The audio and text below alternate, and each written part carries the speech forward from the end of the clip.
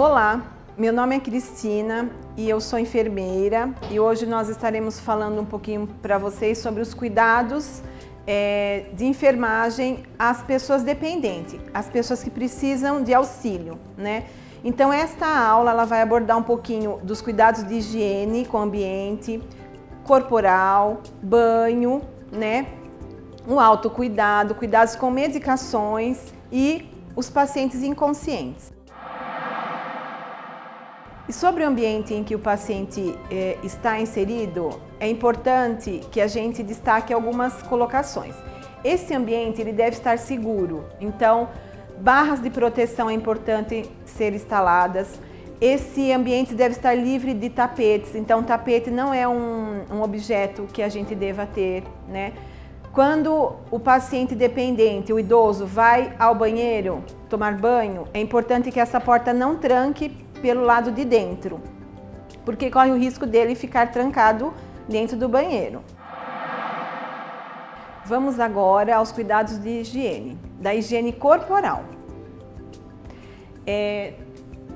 Podemos destacar a higiene corporal quando esse paciente dependente vai ao banho de aspersão. Então, ele deve ter o auxílio de uma cadeira e sempre que ele conseguir se lavar, é importante que você deixe com que ele mesmo faça as suas atividades, mesmo que isso leve algum tempo. Então, prestar atenção na temperatura da água, não ser uma água muito quente, a temperatura ideal entre 26 e 30 graus, tá? E sempre da cabeça para os pés. A higiene oral é muito importante. O ideal é que essa higiene seja feita no período da manhã e sempre que a pessoa dependente se alimentar. Também é importante que você faça quando vá escovar os dentes, que você olhe essa cavidade oral para ver se precisa ir ao dentista, se tem dentes prejudicados. Também o uso do fio dental é importante. Se o paciente não ajudar na limpeza, o cuidador deverá posicioná-lo adequadamente no leito, deitado com a cabeça lateralizada, realizar a escovação dos dentes naturais com movimentos firmes de varredura, tanto na arcada superior como também na inferior, no intuito de limpar os dentes e massagear a gengiva.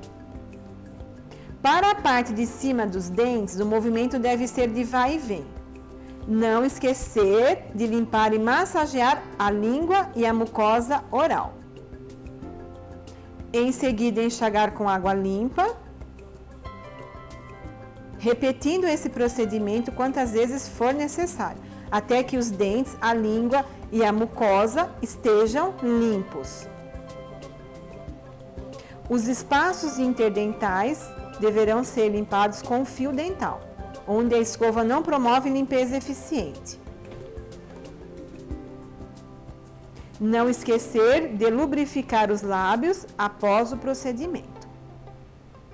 Quando o paciente não possuir dentes próprios, é importante lembrar que a higiene da boca é necessária e o cuidado com as dentaduras consiste em escová-las após as refeições.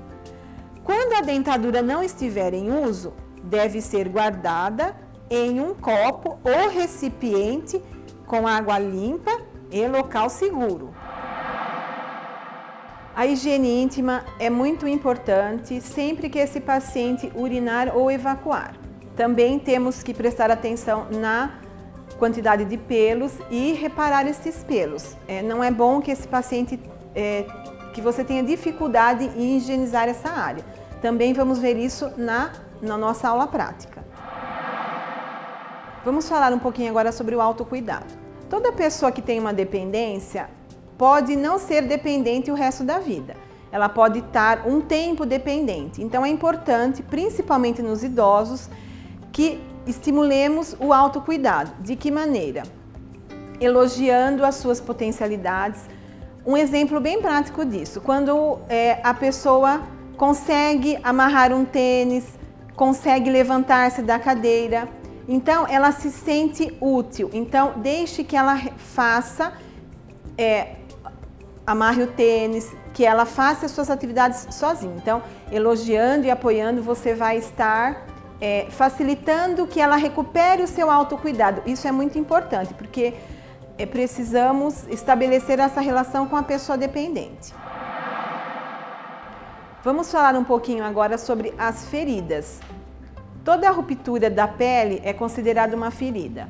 E nas pessoas dependentes, principalmente nos idosos, a ferida que mais acomete esses pacientes são as úlceras por pressão. O que seria então uma úlcera por pressão? É uma ferida causada por uma pressão constante da área do corpo sobre a superfície do colchão, cadeira ou aparelho de gesso. Então, quando temos essa pressão, temos uma interrupção do fluxo de sangue, né, do oxigênio, e aí você tem uma pele prejudicada. Com isso, aparecem as úlceras por pressão. E aí a gente pode demonstrar melhor nesse nosso diagrama. As úlceras por pressão são divididas em 4 categorias, né? A categoria 1, onde percebemos um pequeno eritema na pele, sem dano prejudicial, sem aparecimento de bolhas. Na categoria 2, temos o comprometimento parcial da pele, envolvendo a derme, a epiderme e a derme. Apresenta-se clinicamente com uma bolha ou uma úlcera superficial. Na categoria 3, temos o comprometimento total da pele, com dano e necrose desse tecido. A necrose é um tecido mais escurecido. Na categoria 4, podemos observar uma extensa destruição de todo o tecido, atingindo músculos e até os ossos. Também uma área escurecida. Agora nós vamos observar as áreas em maior frequência para que as úlceras por pressão apareçam. Então, quando esse paciente dependente ou idoso está deitado de costas, a gente fala decúbito dorsal. Então, a gente pode ter o aparecimento atrás da cabeça, nos ombros, cotovelos. Aqui muito comum na área sacral dessa pessoa dependente e calcanhar. Destaco que área sacral e calcanhar são as áreas de maior frequência quando essa pessoa dependente está deitada de costa. Quando essa pessoa dependente está deitada de lado, temos orelha, ombros novamente, a parte lateral da coxa, que a gente chama de trocânter e isquio, também são áreas de muita prevalência. Joelhos e esse ossinho que fica ao lado do pé, que nós chamamos de maléolos, também com muita frequência. Quando essa pessoa está sentada em cadeira de rodas, temos as costas, também área sacral, coxa, dobra de joelho, porque fica encostando na cadeira de roda e às vezes a cadeira de roda tem um encosto onde o pé é apoiado e aqui também pode aparecer úlcera por pressão. Então, essas áreas são as áreas de maior frequência do aparecimento das úlceras por pressão. Quais então são os fatores que favorecem o aparecimento das úlceras por pressão? A idade avançada, a pele frágil dessa pessoa idosa, muito tempo na mesma posição, a nutrição inadequada, hidratação inadequada, entre outros fatores. E como podemos prevenir as úlceras por pressão? Um fator que é muito importante é a mobilidade dessa pessoa que está dependente. Então, sempre mudar a posição dela, a cada 2 horas de preferência. Manter essa pessoa hidratada, nutrida, a pele limpa. Se a pessoa tiver incontinências, tanto urinária quanto fecal, a troca dessa fralda é muito importante. Esse conjunto de coisas evitam o aparecimento das úlceras por pressão. Como podemos tratar essas úlceras por pressão? Desde o momento que a úlcera por pressão aparece, é importante uma avaliação médica e de enfermagem. principalmente se estiver numa categoria muito avançada. O ideal é manter essa lesão limpa com soro fisiológico e a utilização de curativos específicos para cada tipo de lesão. Vamos falar um pouquinho agora dos cuidados com medicações. As medicações orais.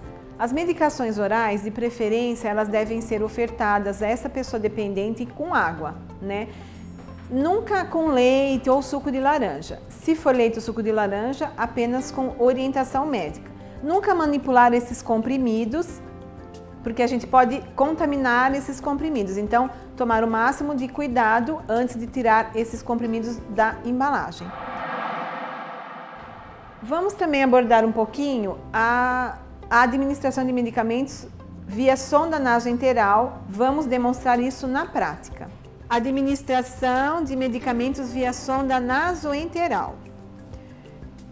É a introdução de comprimidos e medicamentos líquidos pela sonda enteral, usada também para alimentos. Os comprimidos deverão ser triturados e misturados em um copo com água. Com uma seringa de 20 ml, passar o medicamento pela sonda e, após, utilizar mais 2 seringas de água filtrada. Fechar a sonda para que o remédio não volte e a sonda não se obstrua. Lembrar que antes de administrar, esse paciente deverá estar num decúbito de 30 a 45 graus.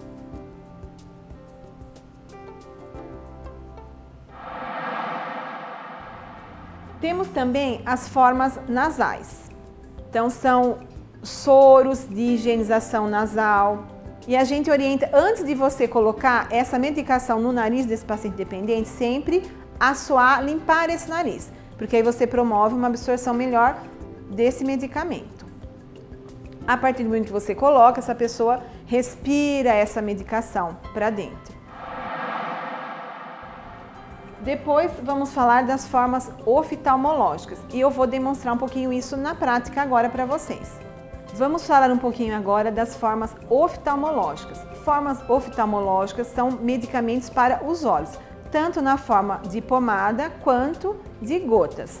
Para que a gente faça a aplicação das formas oftalmológicas, é o ideal que você aplique sempre nesse suco que forma no olho. Então, ou a gota ou a pomada. Se for pomada, após o término da aplicação, esse olho deverá ser ocluído, porque incomoda muito o paciente ficar com a pomada, o olho fica grudando. Então, o ideal é que você coloque um tampão e siga a orientação médica.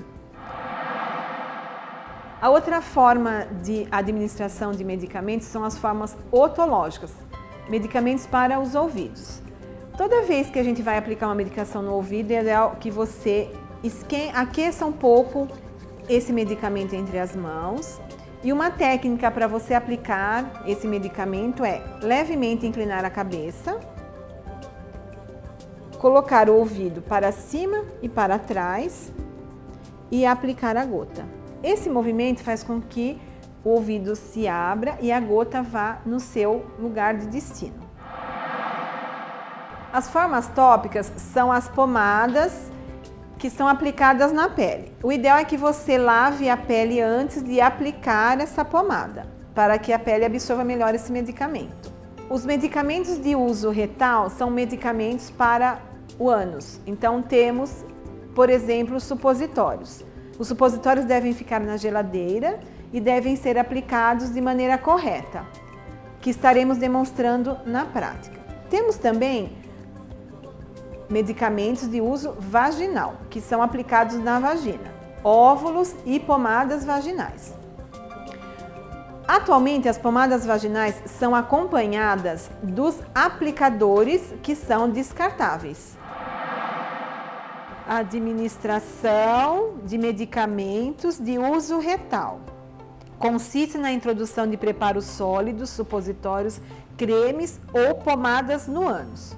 Os supositórios devem ser colocados na geladeira para endurecer.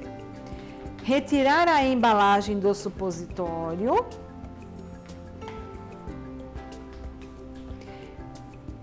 E introduzi-lo no ânus com a parte mais fina para dentro.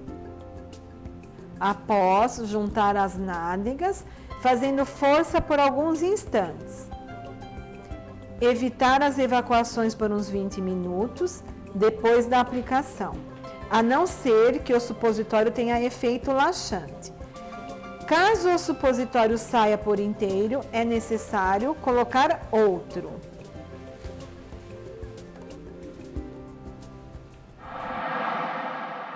Formas de uso vaginal. São preparados para serem utilizados na vagina. Podem ser pomadas, sólidas, óvulos, comprimidos ou cremes. Lembre-se de tirar as embalagens que envolvem os óvulos. A paciente deve deitar-se e separar as pernas umas das outras. O remédio deve ser colocado na vagina o mais profundamente possível, durante uns 5 minutos depois da aplicação. É importante que os quadris continuem um pouco levantados. Usar de preferência à noite.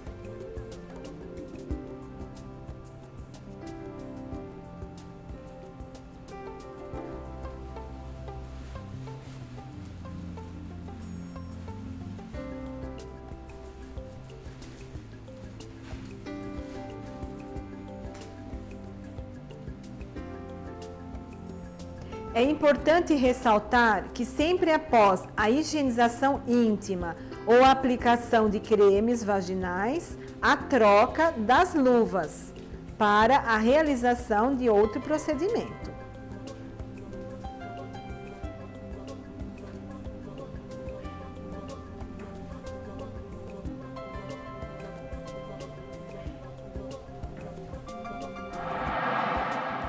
Podemos destacar agora algumas dicas gerais para a administração de medicamentos. Essa pessoa dependente tem que assumir, é claro, se ela tiver em condições, de assumir a responsabilidade do seu próprio tratamento medicamentoso. Caso isso não seja possível, ela terá cuidadores. 1, às vezes 2, então eles precisam se comunicar para saber que a medicação da manhã já foi administrada e ele não pode repetir isso à tarde. Então, isso é muito importante. É muito importante também prestar atenção no prazo de validade desses medicamentos. Sempre seguir a orientação médica da receita, né? Sempre prestar atenção na dose certa, no medicamento correto. E manter esses medicamentos fora do alcance das crianças. Vamos falar agora um pouquinho dos pacientes inconscientes. O que é inconsciência? A inconsciência ocorre quando a função cerebral está deprimida. E as causas mais comuns são de natureza neurológica, como, por exemplo, os derrames. Vamos demonstrar agora uma videoaula de banho no leito. Para realizar um banho no leito, você, cuidador, irá precisar dos seguintes materiais: óculos, luvas e avental. E máscara. Para o paciente, uma comadre, 2 bacias, nas quais você vai colocar uma com água morna e sabonete glicerinado e uma bacia somente com água morna. 2 compressas macias, toalhas de banho e de rosto, fralda descartável, travesseiro, uma camisola, seringa de 20 ml, 2 lençóis, um forro, creme barreira protetor Cavilon e Cavilon película protetora. Como já vimos, a higiene corporal é muito importante para o bem-estar físico do paciente dependente. Nós vamos demonstrar agora na prática como seria um banho no leito. Vamos chamar agora a Simara e a Ana Paula, são as enfermeiras que vão nos auxiliar no banho no leito. E como já vimos, o banho no leito deve ser realizado quando o paciente estiver impossibilitado de sair dele, como por exemplo, após derrame, fratura da perna. Se o paciente for muito pesado ou sentir muita dor ao mudar de posição, deve-se contar sempre que possível com a ajuda de outra pessoa, para evitar acidentes e cansaço excessivo do cuidador, além de proporcionar maior segurança e conforto ao doente. Esse é também o momento do cuidador avaliar a integridade da pele, dos cabelos, das unhas e da higiene oral. O primeiro passo importante é organizar todo o material necessário, como já vimos: bacia comadre, água morna, sabão suave, toalhas, escova de dente, pasta dental, lençóis, forros, plásticos e roupas, evitando assim a interrupção do banho. É importante ressaltar a comunicação com o paciente, independente do nível de consciência dele, sempre avisando o que será feito. A higiene dos cabelos é outro aspecto a ser mencionado.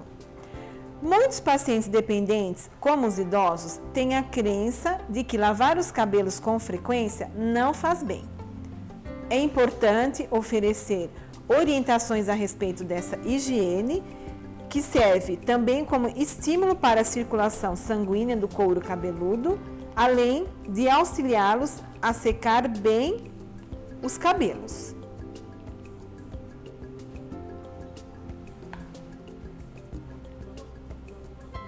A higiene deve sempre se iniciar pela sequência cabeça-pés.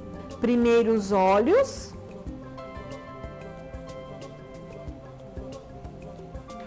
rosto,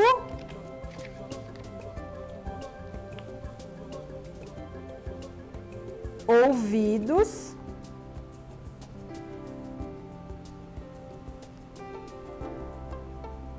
e pescoço.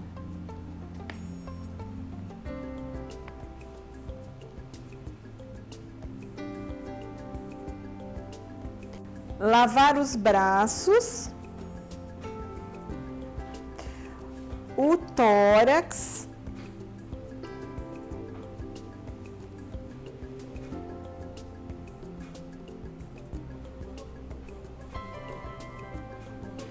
e a barriga, secando-os e cobrindo-os.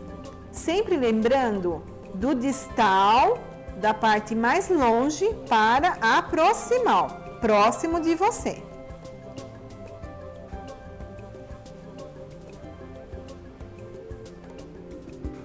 Atenção especial na região sob as mamas, abaixo das mamas, nas mulheres, enxugando bem para evitar assaduras e micoses. Essa região é muito comum a presença de assaduras, também chamamos de dermatites.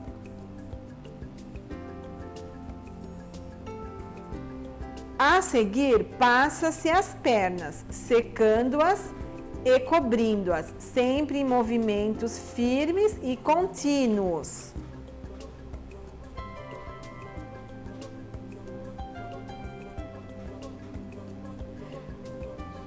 No decorrer do banho, colocar um forro plástico e apoiar a bacia com água morna sobre a cama, lavando os pés com água e sabão, realizando a higiene entre os dedos.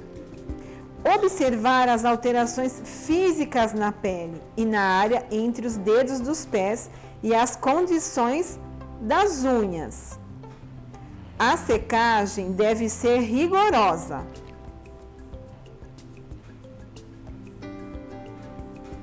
As costas deverão ser lavadas, secadas e massageadas com creme barreira Cavilon para ativar a circulação.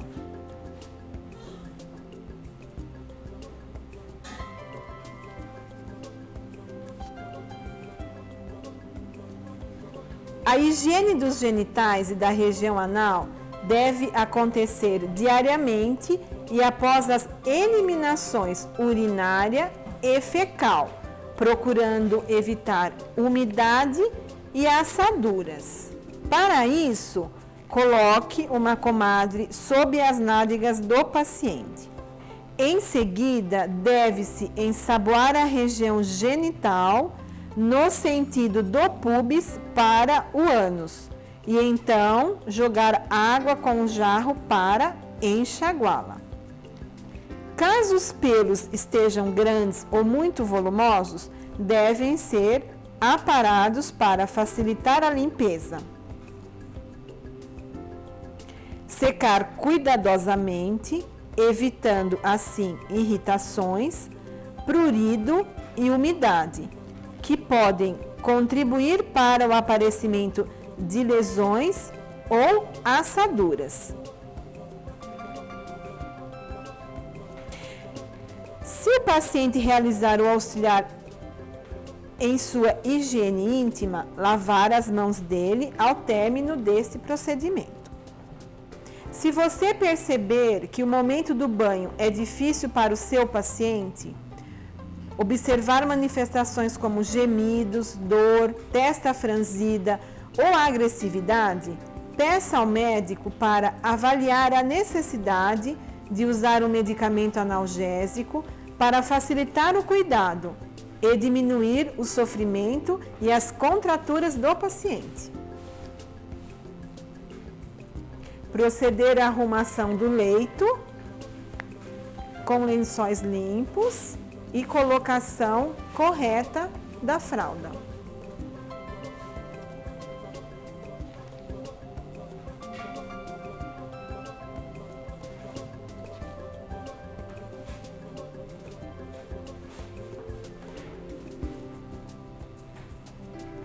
Antes do término da colocação correta da fralda, proceder à proteção da pele com Cavilon película, para que não ocorra assaduras ou dermatites.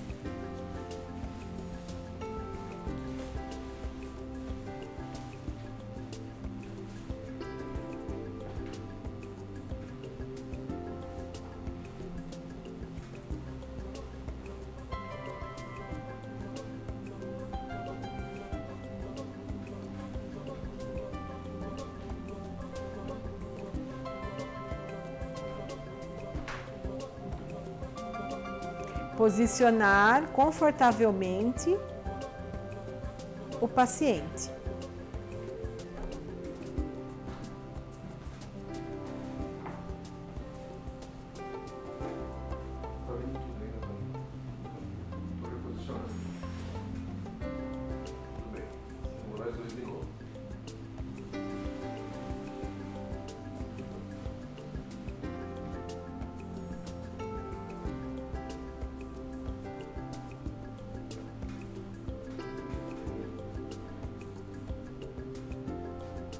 Pronto, término deste banho no leito.